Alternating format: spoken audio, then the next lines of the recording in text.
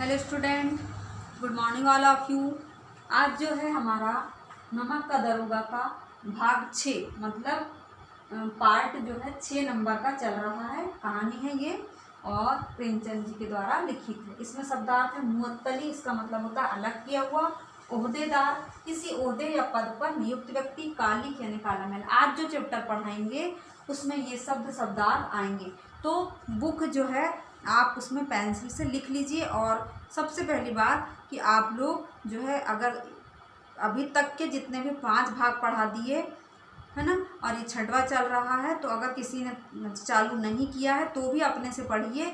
नहीं समझ में आ रहा है तो फ़ोन से पूछ सकते हैं, लेकिन चालू करके अब अपना जो है काम कीजिए, क्योंकि अब बकरी ईद, रक्षाबंधन सब खत्म हो गया है ना, त्यौहार सब हो गए हैं। अब आपको पढ़ाई करना है। दूसरा सब्जेक्ट अगर आपने चालू कर ही दिया है, मैथ्स वगैरह, तो अब हिंदी भी चालू कर दीजिए, है ना। देखिए, हम आपको जो कहानी सुना रहे थे उसके अंतर्गत बताया गया था कि जो मुंशी बंशीधर है उन्होंने किसको अपनी हिरासत में ले लिया था? पंडित आलोपीदीन को। और उसके बाद जब वो उनका जो फैसला हुआ कोर्ट में, तो फैसले में कौन जीत गया? पंडित आलोपीदीन जीत गए। और इनको बड़ा बुरा सा लगा कि मैंने जो है इनको सही चीज़ के लिए हिरासत में लिया था, परंतु ये तो उल्टा ही हो गया, है ना।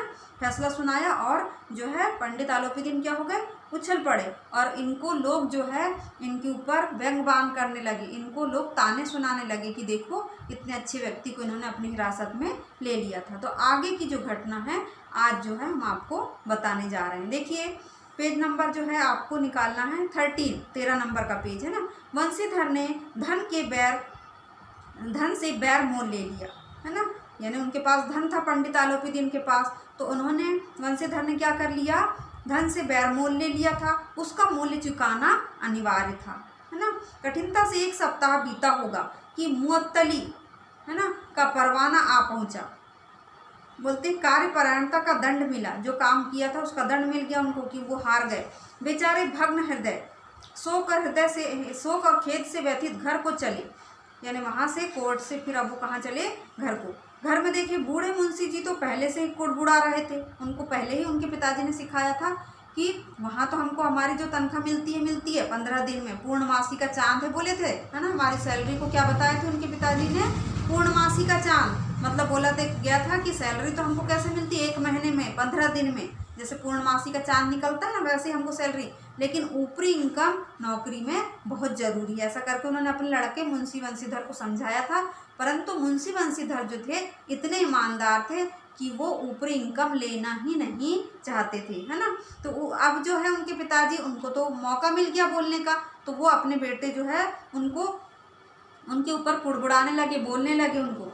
तो बोलते हैं, क्या बोलते हैं? बूढ़े मुंशी जी तो पहले से ही कुड़बुड़ा रहे थे कि चलते चलते इस लड़के को समझाया था, लेकिन इसने एक ना सुनी, सब मनमानी करता है। हम तो कलवार और कसाई के तगादे सहे, बुढ़ापे में भगत बनकर बैठे, और वहाँ बस वही सूखी तनख्वाह, बस तनख्वाह मिलती है, उसके अलावा कोई फ़ायदा नहीं होता। हमने भी तो नौकरी की है, अपने लड़के को बता रहे हैं, और कोई ओहदेदार नहीं थे, है ना, कोई नियुक्त मतलब नहीं किए गए थे, लेकिन काम किया, दिल खोल कर किया, और आप ईमानदार बनने चले। और लड़का देखो तो ईमानदार बनने चले जाए। घर में चाहे अंधेरा हो, मस्जिद में अवश्य दिया जलाएंगे। बोलते हैं कि घर में चाहे कितनी भी गरीबी से हम जीवन काटे, परंतु जो है ये जो है बाहर मतलब खर्च करेंगे और ऊपरी इनकम नहीं लेंगे।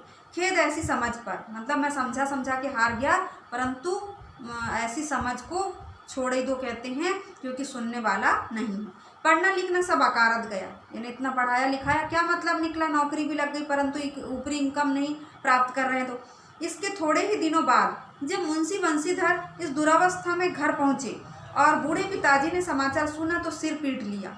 यानी सिर पीट लेने का मतलब है कि पछताने लगे। बोले, जी चाहता है कि तुम्हारा और अपना सिर फोड़ लूँ। ऐसा किसको बोले? मुंशी बंशीधर को। बहुत देर तक पछता कर हाथ मलते रहे, विरोध में कुछ कठोर बातें भी कही, और यदि मुंशी बंशीधर वहाँ से टल ना जाते तो अवश्य यह क्रोध विकट रूप धारण कर लेता। परंतु जैसे ही बंशीधर ने सुना कि पिताजी बड़बड़ा रहे हैं, बोल रहे हैं, मुझे डांट रहे हैं, तो वहाँ से निकल गए। अगर वो वहीं रहते तो जरूर मतलब मार भी देते वो। वृद्धा माता को भी दुख हुआ, यानी उनकी जो बूढ़ी माता थी उसको भी दुख हुआ। जगन्नाथ और रामेश्वर यात्रा की कामनाएं मिट्टी में मिल गई। दोनों ने माँ बाप ने क्या सोचा था कि हम जब ये हमको अच्छी तनख्वाह ला के देगा या ऊपरी इनकम ला के देगा तो हम क्या करेंगे, रामेश्वर और जगन्नाथ की यात्राएं करेंगे। परंतु सब कामनाएं, इच्छाएं जो है कहाँ हो गई, नष्ट हो गई। मिट्टी में मिल जाना यानी क्या हो जाता है, नष्ट हो जाना। पत्नी ने तो कई दिनों तक सीधे मुंह बात नहीं की, यानी अच्छे से बात ही नहीं की पत्नी ने। इसी प्रकार एक सप्ताह बीत गया। संध्या का समय था, यानी शाम का समय था। बूढ़े मुंशी जी बैठे राम नाम की माला जप रहे थे। इसी समय उनके द्वार पर सजा हुआ रथ आकर रुका। हरे और गुलाबी पर्दे, पछियाई बैलों की जोड़ी उनकी गर्दनों में, यानी पश्चिम प्रदेशों के जो बैल थे, है ना, वो पिछले बार अपन ने 2 बैलों की कथा पढ़े थे ना, तो उसमें पछियाई बैल मतलब पूर्वी प्रदेश के, पश्चिमी प्रदेश के जो बैल हैं वो, उनकी गर्दनों में नीले धागे, सींगे, पीतल से जड़ी हुई कई नौकर लाठियां कंधों पर रखे साथ थे। मुंशी जी आगवानी को दौड़े, मतलब उनका स्वागत करने के लिए दौड़े। देखा तो पंडित आलोपीदीन है। देखा कि कौन है, आलोपीदीन है। झुककर दंडवत की, यानी उनको प्रणाम किया और लल्लू चप्पो की बातें करने लगी। कौन, मुंशी बंशीधर के पिताजी। भाग्य हुआ, हमारा भाग्य उदय हुआ जो आपके चरण इस द्वार पर आए, यानी हमारी तो किस्मत खुल गई कि आप हमारे घर आए या दरवाजे पर आए। आप हमारे पूज्य देवता हैं, आपको कौन सा मुंह दिखावे, मुंह में तो कालिक लगी हुई है, यानी हमारे लड़के ने ऐसा काम कर दिया आपको हिरासत में लेकर, है ना। किंतु क्या करे, लड़का अभागा कपूत है, इसकी किस्मत ही लेकर नहीं आया है, कहते हैं, है ना। नहीं तो आपसे क्यों मुँह छिपाना पड़ता। ईश्वर निसंतान रखे पर ऐसी संतान न दे, ऐसा बोलते हैं उनके पिताजी, मुंशी बंशीधर के पिताजी की संतान ना दे तो अच्छा है, पर ऐसी संतान ना दे। आलोपीदीन ने कहा, नहीं भाई साहब ऐसा ना कहिए। अब उनके पिताजी को कहा कि भाई साहब ऐसा नहीं कहिए। मुंशी जी ने चकित होकर कहा, ऐसी संतान को और क्या कहूँ। फिर से डबल बोले कि ऐसी संतान को मैं क्या कहूँ। आलोपीदीन ने वात्सल्यपूर्ण स्वर में कहा, कुल तिलक और पुरुषों की कीर्ति उज्जवल करने वाले संसार में ऐसे कितने धर्मपरायण मनुष्य है जो धर्म पर अपना सब कुछ अर्पण कर सके। मतलब वो मुंशी बंशीधर की तारीफ कर रहे हैं कि ऐसे लोग बहुत दुनिया में क्या है, बहुत कम है ना। आपका लड़का तो बहुत अच्छा है। पंडित आलोपीदीन ने बंशीधर से कहा, दारोगा जी इसे खुशामद ना समझिए कि मैं आपकी खुशामद कर रहा हूँ। खुशामद करने के लिए मुझे इतना कष्ट उठाने की जरूरत ना थी, है ना। मैं आपकी खुशामद नहीं कर रहा हूँ। उस रात को आपने अपने अधिकार बल से मुझे अपनी हिरासत में ले लिया था, यानी अपने अधिकार से लिया था अपनी हिरासत में, किंतु आज मैं स्वेच्छा से आपकी हिरासत में हूँ, परंतु आज मैं अपने आप को आपको सौंपने आया हूँ, ऐसा बोल रहे हैं वो। मैंने हजारों रईस और अमीर देखे, हजारों उच्च पदाधिकारियों से काम पड़ा मेरा, है ना, आज तक मैं जब तक हूँ, किंतु मुझे परास्त किया तो आपने, यानी मुझे हरा दिया, कहते हैं।